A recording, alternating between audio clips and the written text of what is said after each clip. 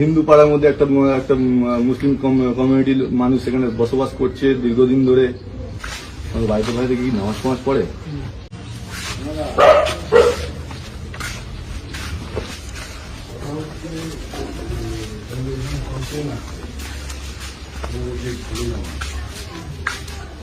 অন্য ধরনের মানুষ এখানে কমপ্লেন আসছে, বাড়িতে বাড়িতে কি নামাজ ফামাজ পড়ে?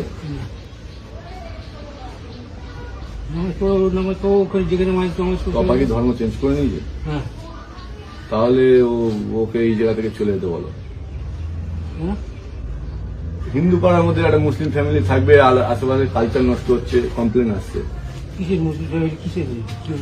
একটা অন্য ধর্মের মেয়ে এখানে থাকছে, অন্য ধর্মের মেয়ে গরু ফরু যদি নিয়ে আসে, গরু ফরু কেটে নিয়ে আসে, তখন ঘোষপাড়ার মধ্যে মন্দির রয়েছে পাশে, তাহলে তাহলে অ্যালাউ করবে না যদি নিয়ে আসেন?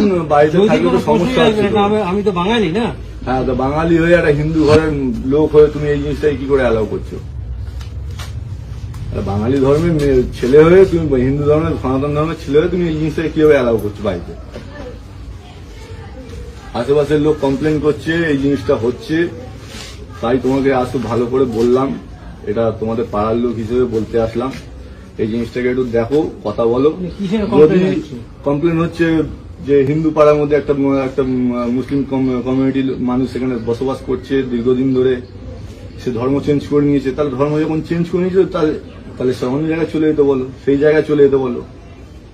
এটা 10 বছর হয়ে গেছে, এতদিন মানুষ বলেনি, আমি আজকে বলতে আসলাম। আমাদের এগুলো দায়িত্ব রয়েছে, রামনগরের একজন আছে, আমাদের এগুলো বলার দায়িত্ব, কর্তব্য।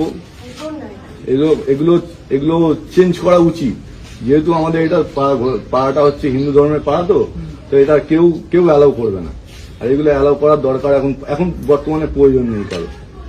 আগে যেটা হয়েছে কেউ বলিনি, কেউ করিনি, বা কেউ হয়তো গায়ের জোরে করে রেখেছে, কিন্তু এখন বর্তমানে আমি বলছি এখন বর্তমানে এগুলো করাটা উচিত না।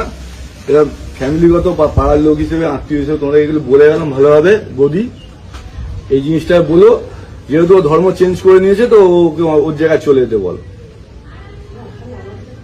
শুনবো, পরে শুনবো, এখন বলে যাচ্ছি এটা অন্য জায়গায় চলে যেতে বল। আমার বাড়িতে জামাকা থেকে আমাদের পুরোপুরি জায়গার মতো কেউ নেই। প্রথম হচ্ছে তাহলে ওকে ধর্ম চেঞ্জ করে নিতে বলো। তাহলে ছেলেকে ধর্ম চেঞ্জ করতে হবে। ছেলেটাকে তুমি যেমন জামাই হিসেবে মানবে, তাহলে ওকে ধর্ম চেঞ্জ করে নিতে বলো। তুমি একটা সনাতন ধর্মের মানুষ হয়ে তুমি এই জিনিসটাকে কেন অ্যালাউ করছো?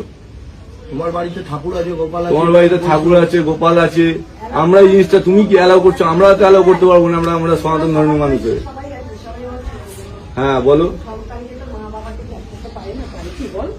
ত্যাগ করতে পারে না, তাহলে ধর্মটাকে মা বাবাকে ত্যাগ করতে পারলো না, তাহলে ধর্মটাকে কিভাবে ত্যাগ করলো? হ্যাঁ, এটা যুক্তি, এটা অবশ্যই যুক্তি আছে। সনাতন ধর্ম আমাদের সব থেকে শ্রেষ্ঠ ধর্ম। এই ধর্মটাকে কি করে ত্যাগ করলো সে? তোমরা কেন বোঝাওনি এই জিনিসটা এতদিন ধরে? দীর্ঘদিন ধরে এগুলো আর টলারেট করা যাবে না বৌদি, আমি ভালোভাবে বলে গেলাম। এগুলো আমাদের পার্টি অফিসে জানিয়েছে, আর এগুলো সব আমাদের মুখ্যমন্ত্রী এই জিনিসগুলো বলছে।